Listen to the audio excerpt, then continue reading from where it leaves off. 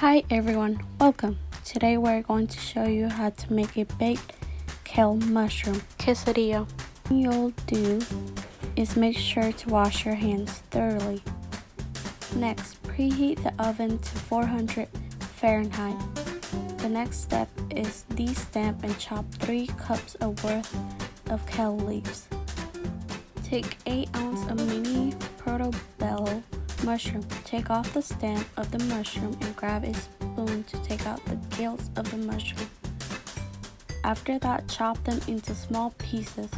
Microwave them for 30 seconds so they get soft. Drain out any excess water and set aside. The next thing you'll do is mix 1 cup of shredded cheddar cheese and mozzarella together in a small bowl. Take your tortilla and place them on a baking sheet with a parchment paper under them. Place a thin layer of the mixed cheese on one side of each tortilla. Place kale and mushroom and then put a thick layer of cheese on top. Fold the tortillas in half and paint a thin layer of olive oil on top of the tortilla.